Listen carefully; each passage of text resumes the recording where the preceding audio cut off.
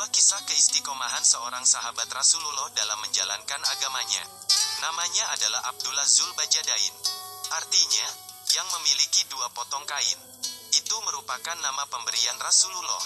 Namanya yang sebenarnya adalah Abdul Uzza al-Mazani. Ia berasal dari sebuah kabilah Mazaniyah yang terletak di antara Mekah dan Madinah. Ia telah ditinggalkan oleh kedua orang tuanya sejak masih kecil. Karena itulah ia tinggal bersama pamannya. Sang paman adalah orang yang sangat kaya. Banyak harta yang telah dikeluarkannya untuk membiayai Abdul Uzza. Ketika ia berumur 16 tahun, ia hidup bergelimang harta. Sampai-sampai ia hanya mau mengenakan pakaian buatan luar. Ia pun memiliki 2 ekor kuda yang selalu dipakainya bergantian.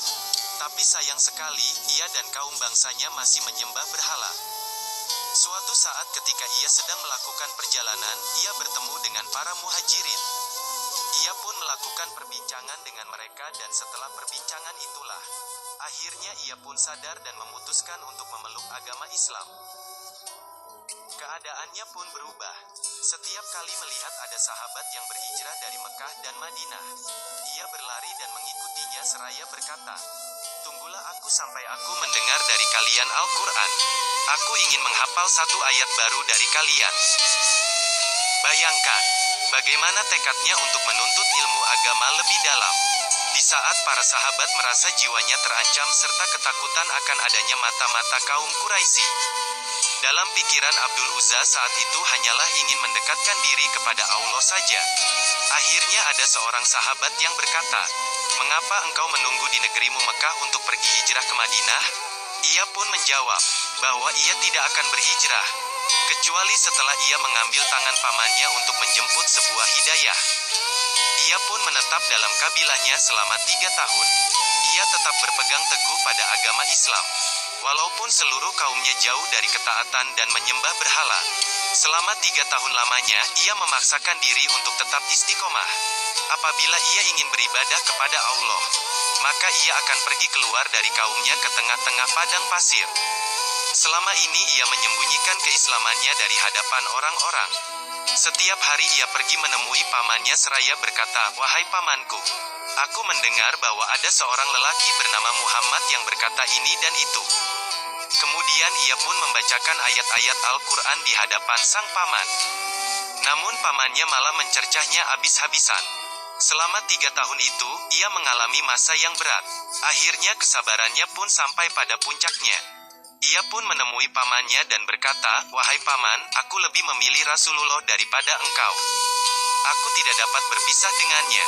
Aku memberitahumu bahwa tiada Tuhan selain Allah dan Muhammad adalah utusannya. Aku berhijrah kepadanya. Jika engkau mau pergi bersamaku, aku akan menjadi orang yang paling bahagia." Pamannya pun menjawab, "Jika kau mengabaikan semuanya selain Islam, maka aku akan mengharamkan semua yang menjadi milikmu." Ia menjawab, "Wahai paman, berbuatlah sesukamu, karena aku lebih memilih Allah dan Rasul-Nya." Pamannya pun melakukan hal yang tidak dapat dipercaya. "Kalau kau tetap memaksa, maka aku akan mengharamkanmu hingga baju yang melekat di badanmu itu."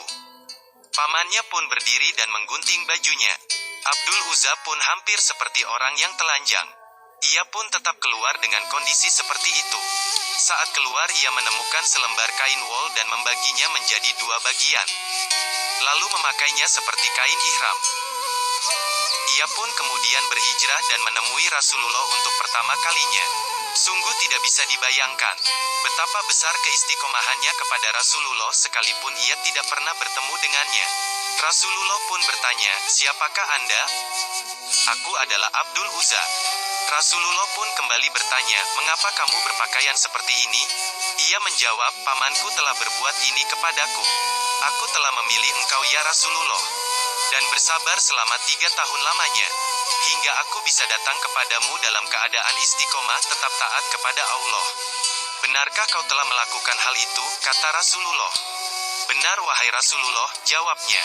Kemudian Rasulullah pun berkata, "Mulai hari ini engkau bukanlah Abdul Uzza, engkau adalah Abdullah Zulbajadain.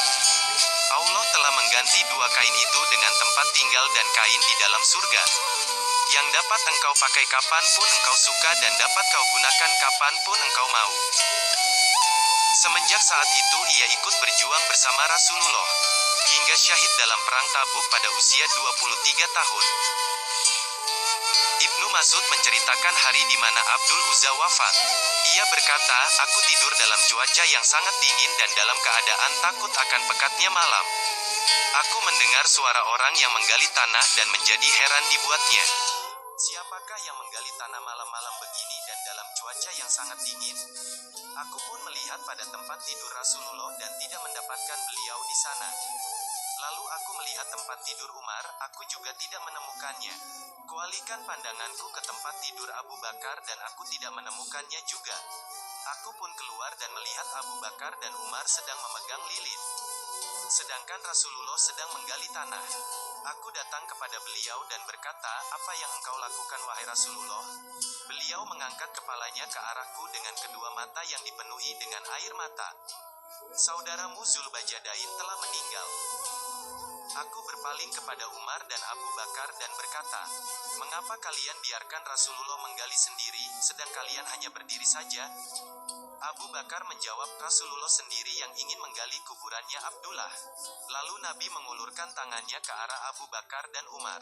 'Berikanlah kepadaku jenazah saudaramu itu.'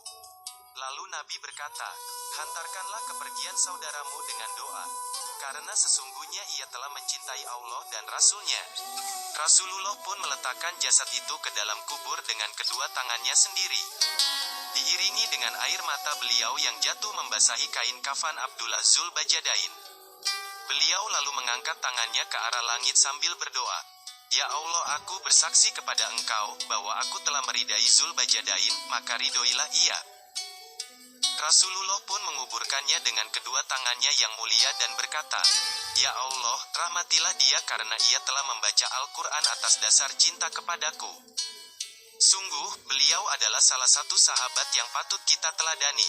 Semoga kita semua dapat mengambil hikmah dari kisah tersebut, dan bisa bersama-sama memperbaiki keimanan kita yang masih lemah ini. Semoga kita bisa menjadi golongan